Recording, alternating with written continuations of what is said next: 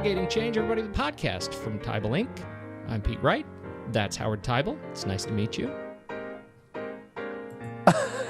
Did I throw you there? That was supposed to be a nice toss. This is the way gentlemen do it. This is a gentleman's podcast. I'm sorry. I was distracted. I was sipping my coffee. I was looking outside the window, and you just did that so fast. Should we just keep going, Pete? I come to you like a gentleman. You come to me like a thug. What is this?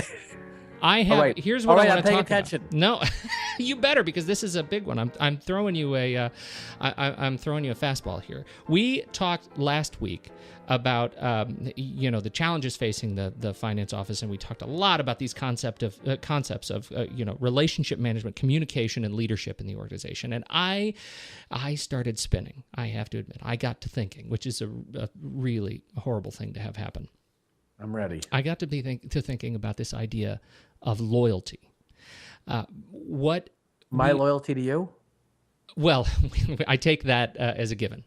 Okay, good. What I'm thinking of here is sort of the yin to the yang of relationship management, right? What we're trying to do as leaders when we go into these to our organizations and we try to inspire trust from an individual level, we try to inspire change. The other end of that equation is there is some sense of loyalty that is being shared back with us, in terms of, I'm going to get on board with your cause. I'm going to get on board with these massive changes you want to make in the organization. I'm going to get on board with your downsizing, and I'm going to be loyal in some sense to what we are doing here. And I look at this in three ways. The loyalty breaks down, for me at least in this concept, in three ranks. There's loyalty to a cause or an initiative. Mm-hmm. There is loyalty to an organization or an institution, and there is finally loyalty to a person or an individual leader, right? And the implications around what loyalty looks like to those three ranks can, in my view, make or break the success of an initiative. Mm. If one is loyal to a cause, it doesn't matter who the players are in large part. But if one is loyal to a person, that can break the back of an initiative. Yeah. Okay. So this is really good. I love what you're throwing out here. The piece that, so now I'm thinking about how do you focus on loyalty to a cause, right? Whatever the mission is, because I think that we talk a lot about that.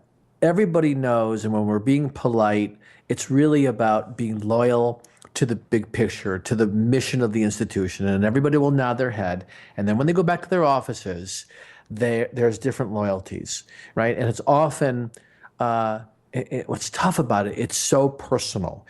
And I think the art of leading people back to being loyal to a cause or an institution versus being loyal to a person is to tell a story about why it's important that we do this thing or start this or stop this.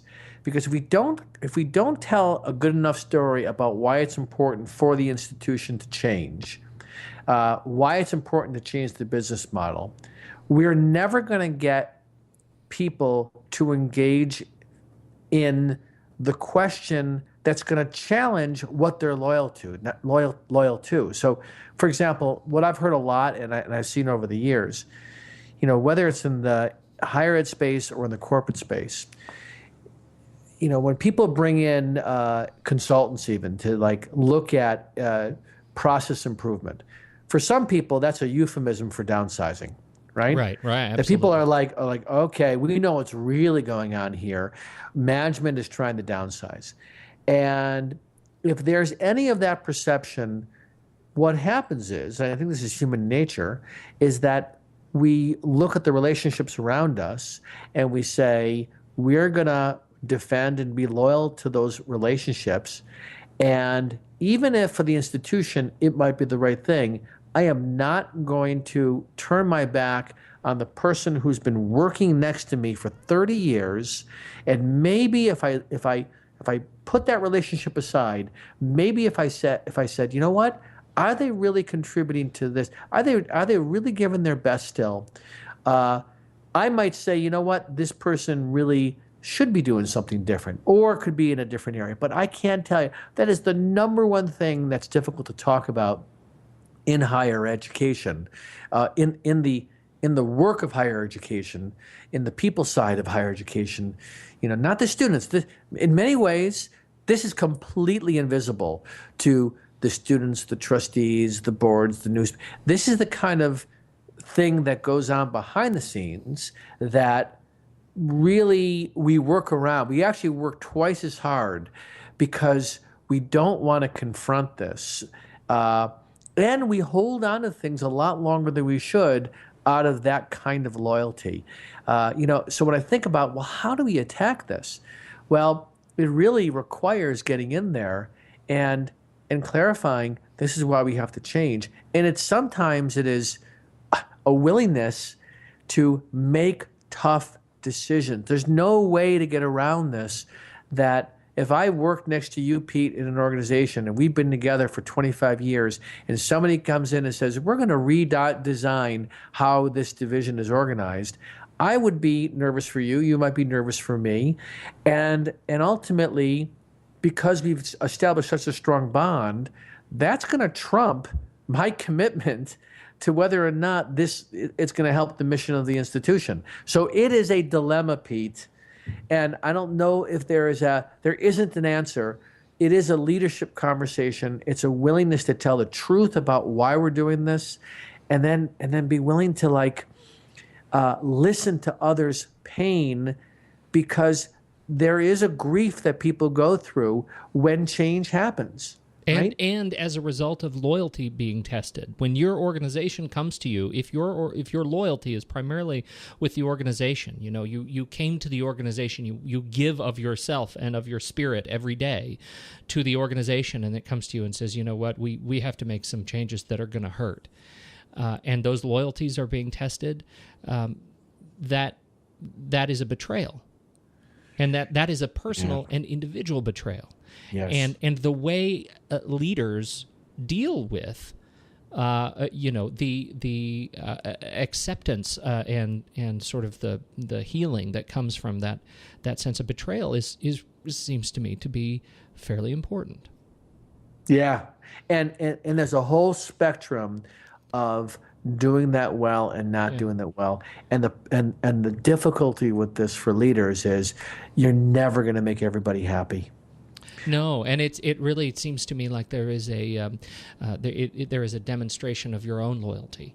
Yeah, and it's right. I mean, one of the challenges that all of us have is, what are we protecting, right? Oh, that's huge, right? Right. Whether you're the president, whether you're a vice president, if you have a boss, everyone's got a boss, and you want your boss to be happy.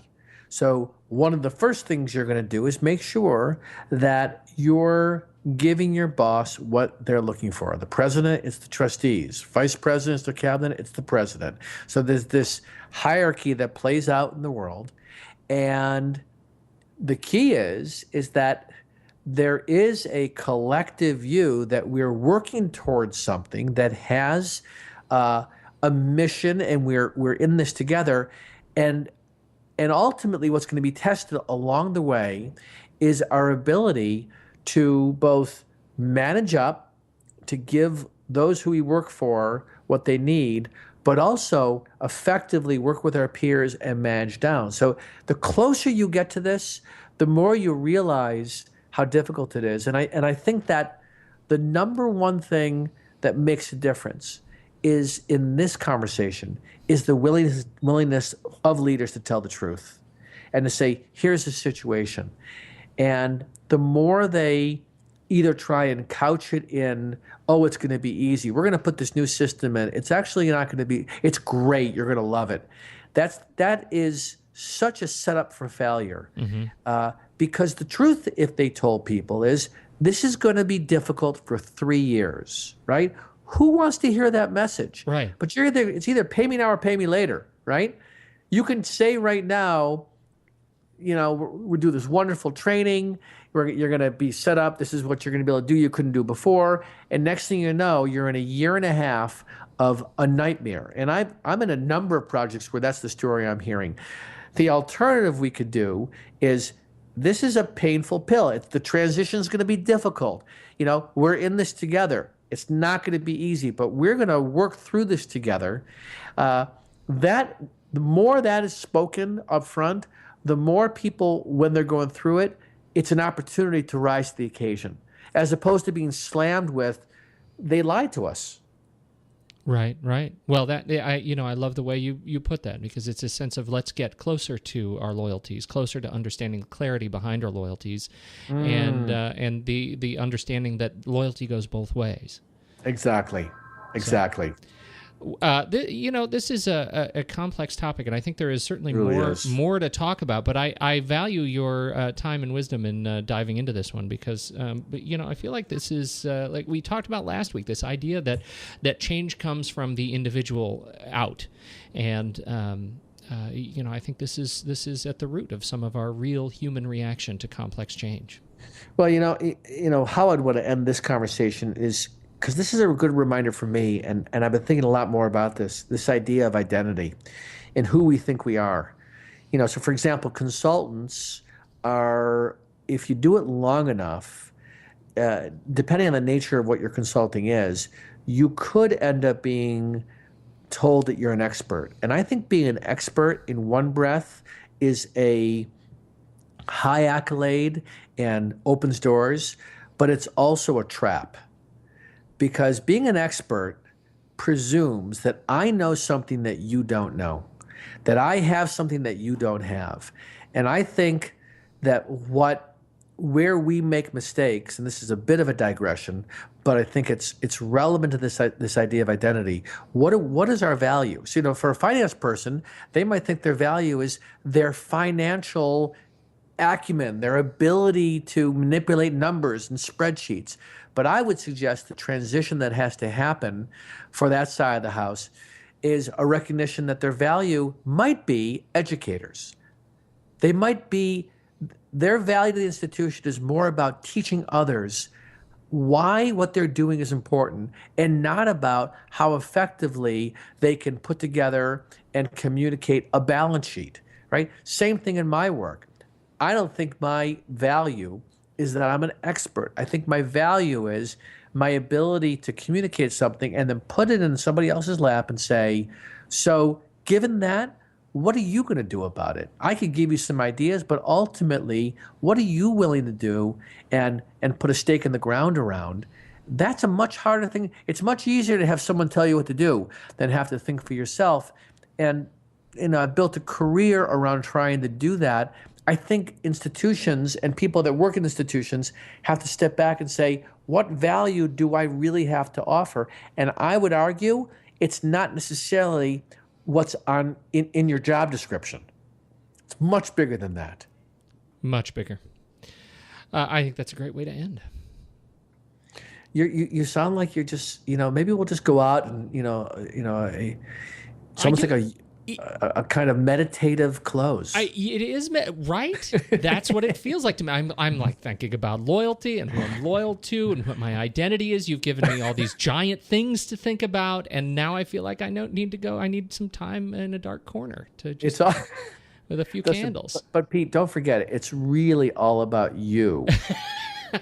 Bringing it out in me. All right. I will be your muse. All right. No, all right. Get at it.